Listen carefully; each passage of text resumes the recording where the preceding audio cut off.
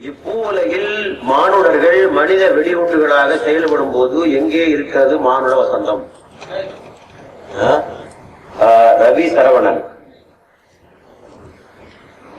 முதலாவது அதுக்கு முன்னர் கேட்ட கேள்வி சுரேஷ்குமார். அதாவது இன்றைக்கு அவர் என்ன கேட்கிறார், மனித வெடிகுண்டாக மாறி செயல்படுவது சரியா என்று ஒரு கேள்வி கேட்கிறார். இதிலே கருத்து வேறுபாடுகள் அறிஞர்களுக்கு மத்தியில் இருப்பதை நான் பார்க்கிறேன்.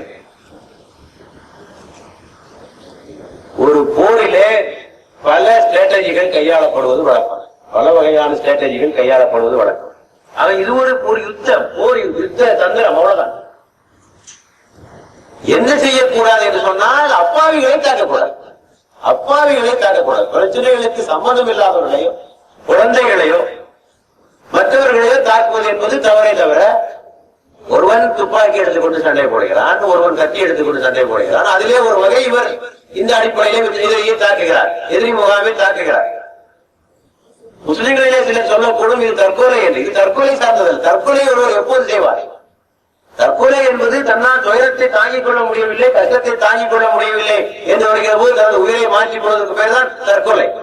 ஆக இது ஒரு போர் உத்தி, ஒரு போர் உத்தியாகத்தான் இதனை எடுத்துக்கொள்ள வேண்டும் தவிர இதற்கு வேறு காரணங்களை நம்மால் சொல்ல முடியவில்லை. ஆனால் அப்பாவிகளை தாக்கக்கூடாது என்பதிலே நாம் உறுதியாக இருக்கிறோம்.